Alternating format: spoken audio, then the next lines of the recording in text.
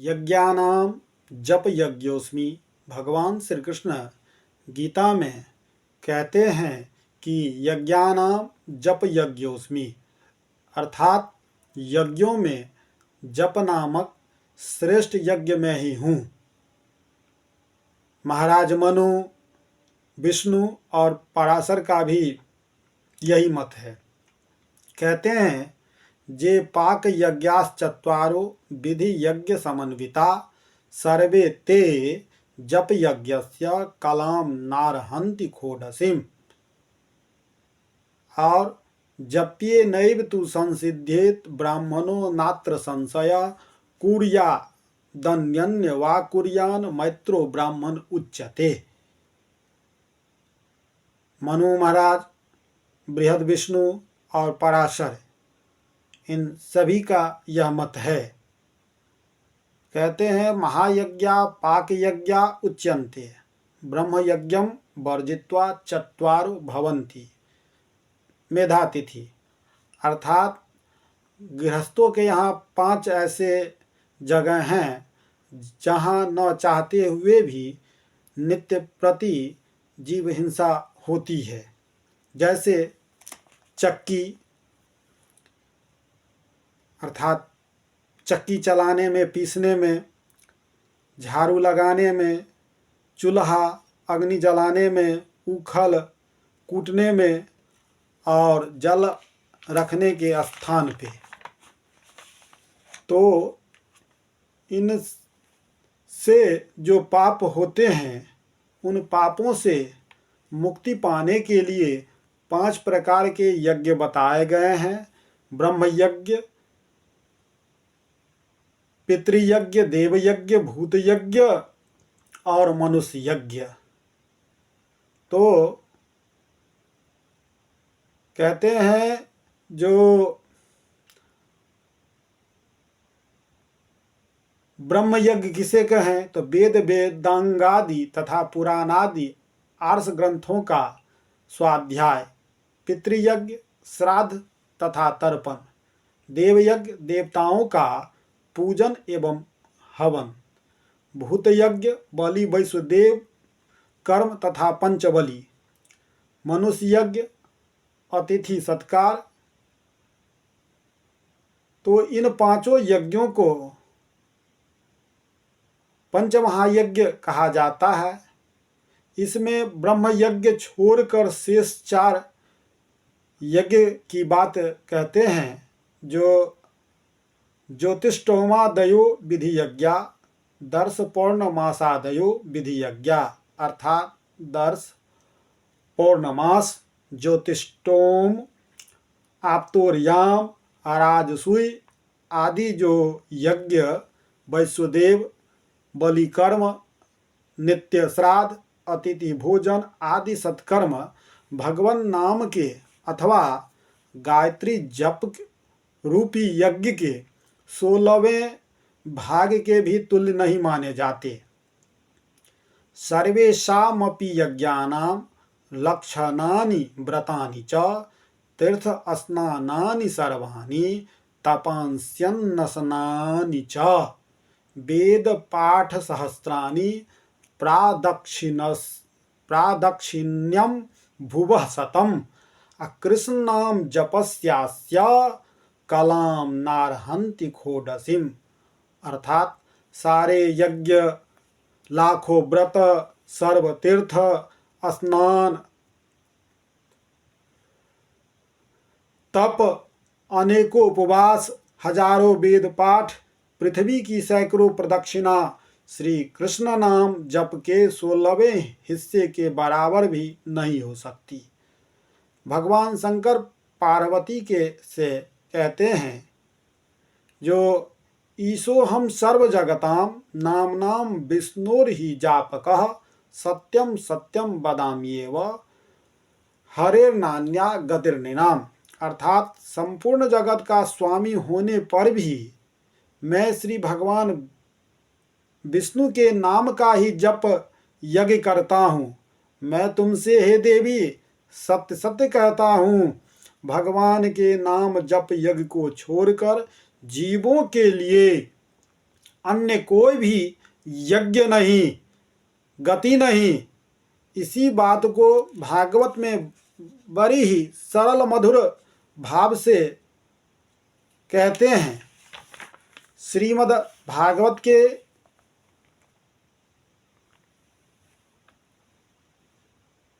6ठे स्कंध में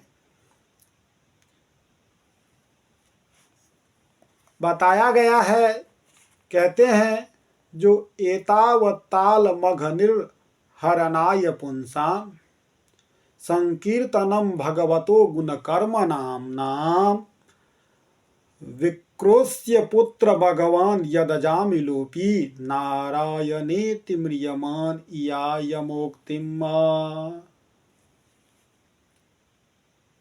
प्रायेण वेद तदिदं न महाजनोऽयं देव्या विमोहितमतिर्बत माययालम् त्रयां जदि कृतमतिर्मधुपुष्पितायां वैतानिके महति कर्मणि युज्यमानः।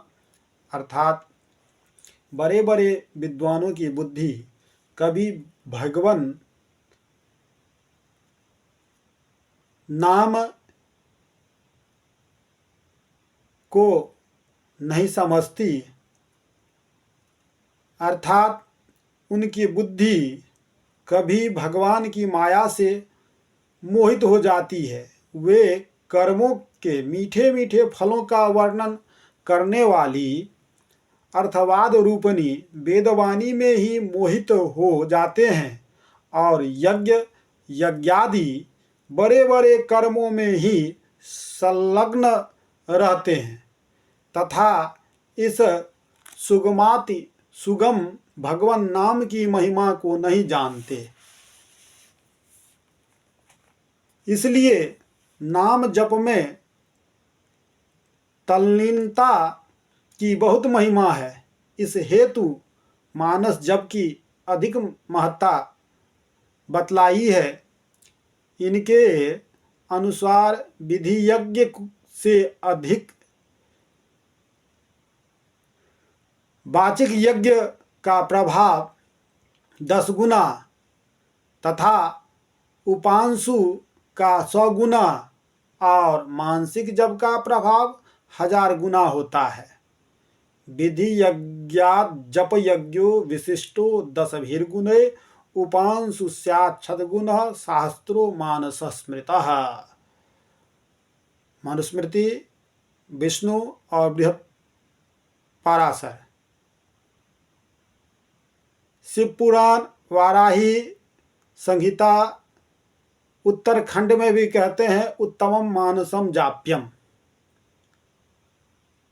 इसी बात को लघुहारित स्मृति, अत्रि स्मृति, लिंग पुराण आदि में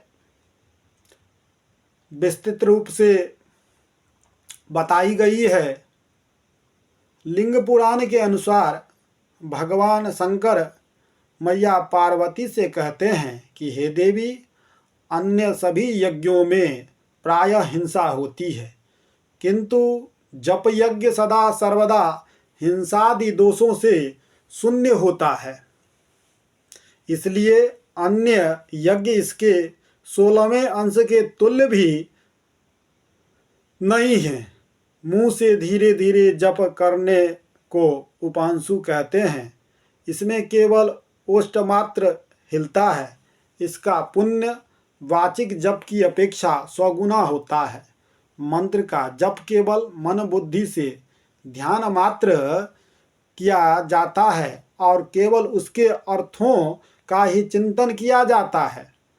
जिसमें दांत होंठ कुछ भी न हिलते हैं उसे मानस जप कहते हैं। धिया यदक्षर श्रेण्या वर्णाद वर्णम पदात्परम शब्दार्थ चिंतनम भूयः कथ्यते मानसो जपः। शिवपुराण, वाराही संहिता उत्तरखंड। तो मानस जप में किसी भी दोष का स्पर्श नहीं होता। 9 दोषों मानसे जपे सर्वदेशेऽपि सर्वदा। तंत्रसार।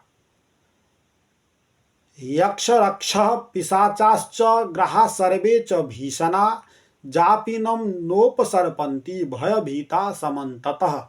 लिंग पुराण। मंत्र जाप करने वाले के पास यज्ञ, राक्षस, पिशाच, भीषण ग्रह ये सब के सब एक बार भी जापक के पास नहीं भटकता, न ही कोई अनिष्ट करता है, अहित करता है।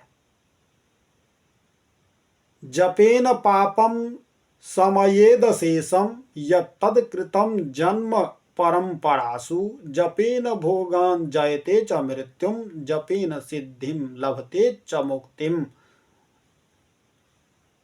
अर्थात भगवान नाम जप के द्वारा अनेक जन्म परंपराओं के संचित पाप नष्ट हो जाते हैं। जप से सभी प्रकार के सुख भोगों की प्राप्ति होती है तथा जप के द्वारा मुक्ति भी प्राप्त हो जाती है। इसलिए भगवान श्री कृष्ण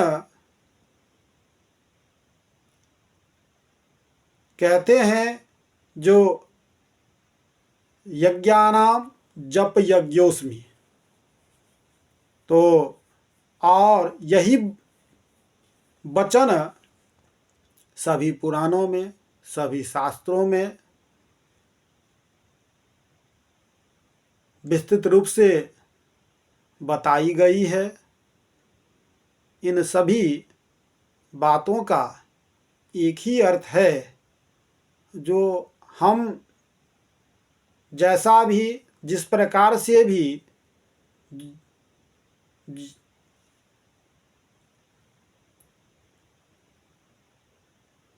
यज्ञ करें, परंतु उस यज्ञ की पूर्णता तब मानी जाएगी जब हम भगवान नाम लेते हैं।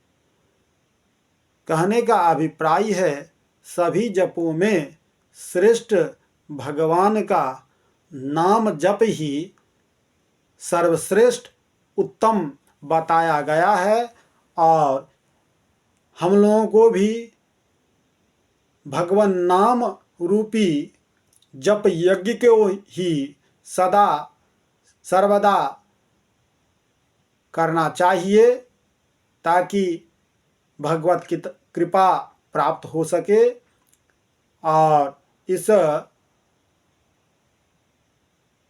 जन्म मरण के चक्कर से, इस भवसागर से मुक्ति मिल सके।